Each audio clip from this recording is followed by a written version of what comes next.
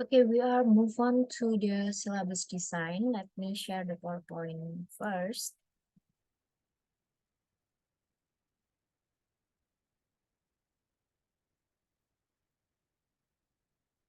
All right, I will make it bigger.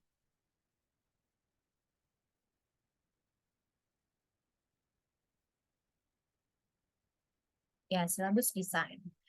What is syllabus design? Syllabus design is a decision about the units of classroom activity and the sequence in which they are to be performed. How to design syllabi? Concerning how L2 is internalized. And second, are the learner learn best when they learn English explicitly or implicitly? Then here, the teachers need to determine if the learners can learn best explicitly or implicitly. Explicitly mean when the learners aware if they are learning something. For example, when teachers give them exercises or assignments. And learning implicitly means that the learners do not aware if they learn something. For example, when we give them some games to play, and then they don't realize if they are learning the language. Okay. Next, some examples to design units. Units can be designed based on analysis of the language to be learned, grammar, lexical items, and collocations. Second, analysis of the components of simple versus complex skill behavior in the second language.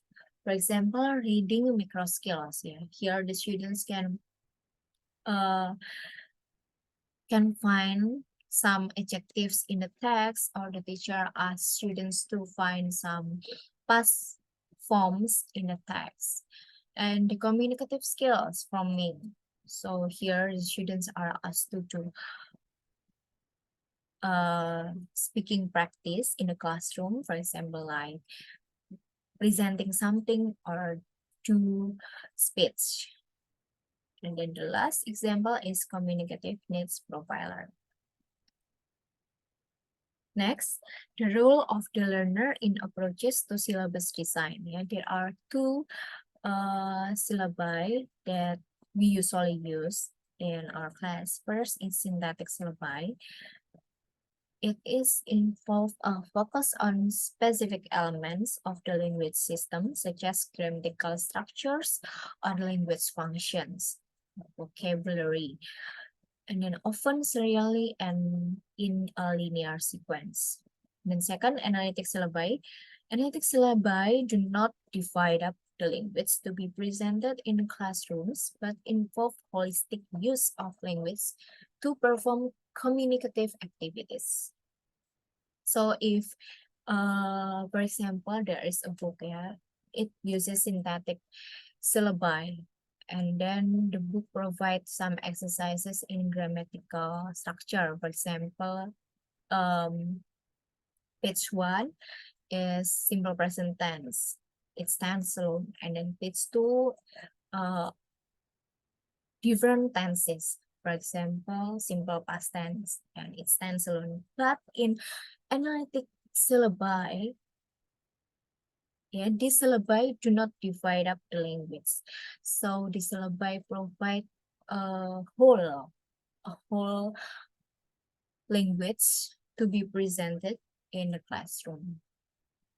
For example, when we ask our students to learn a dialogue, of course, they read a complete dialogue, which means they learn the language there inside the dialogue. Next, traditional approaches to syllabus design. First, grammatical syllabi. It focuses on grammatical structures and rules. The characteristics are focus on grammar. Second, structure progression. The third, explicit instruction. And then fourth, formal exercises. So here in grammatical syllabi, There are many exercises about grammar, and then also we can find the grammar rules in the syllabi because it focuses on grammar and structures, yeah. And then next, notional functional syllabi. The syllabi focuses and asks students to communicate effectively in specific meaningful situations or notions using appropriate language function. The characteristics are focus on notions and functions. Second, real-life context. And the third, integration of language skills. Fourth, situational language use. So in this kind of syllabi, the students can practice some skills because the teachers can integrate some language skills, for example, speaking, listening, and writing. The students can practice these three skills together at the same time. Yeah. And then the teachers should find real life context. For example, if it is reading class, the teachers can provide some real life context. If it is related to the environmental issues, the teachers can provide the text from Jakarta Post, for example, the flare photo shoot in Bromo for several weeks before, yeah. And then the teachers can show the text to the students and ask them to work together in groups. After that, they can present in front of the class, yeah, of what they think about the news, something like that. And then next, contemporary rationals for syllabus design. The structural syllabus, it is the same like the grammatical syllabus, yeah. So it provides exercises of grammar, and also it consists of grammar rules there, and it emphasizes on grammar exercises. Next, contemporary rationals for syllabus design. The lexical syllabus. In this lexical syllabus, it focuses on teaching vocabulary. The characteristics are vocabulary center, second, real word usage, and the third, idiomatic expressions. So here the teachers can provide exercises which related to vocabulary practices. For example, in elementary school, to make the students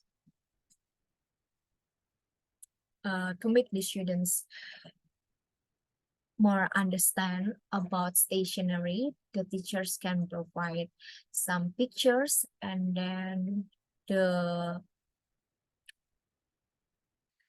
vocabularies of the pictures. Or the teachers can simply ask the students to raise their book or to raise their pencils and to raise their erasers so that they can practice the vocabulary. And then next, the skill syllabus.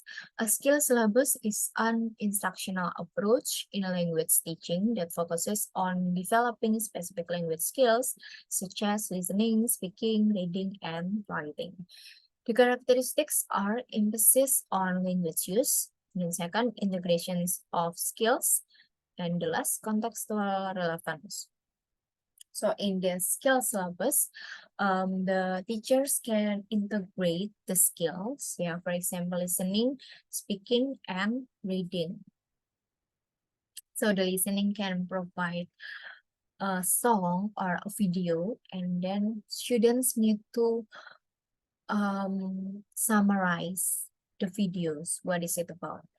And then after that, after they write about the videos, after they write about the summary, they can present in front of their friends.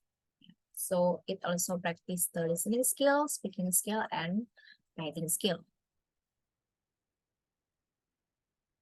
Next, the task syllabus. The focus is on the practical application of language in real-world situation, emphasizing communication and problem solving.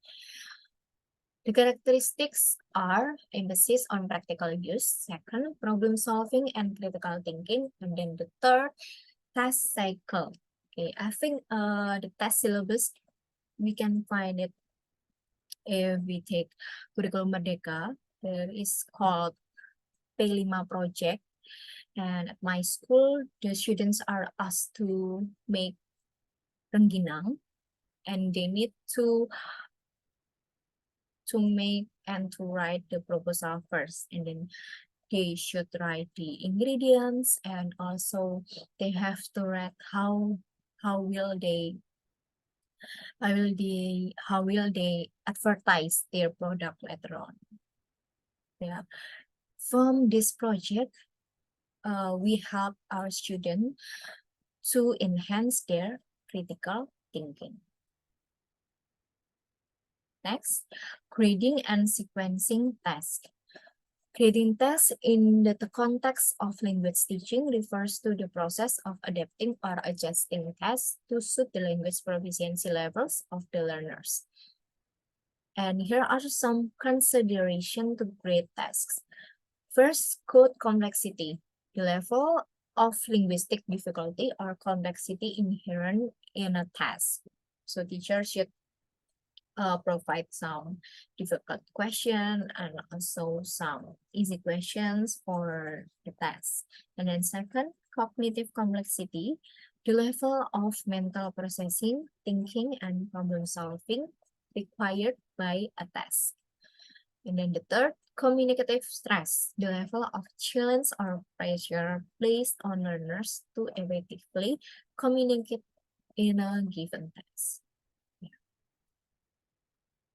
Yeah, that's all my presentation about syllabus design and also about the need analysis. Thank you for listening.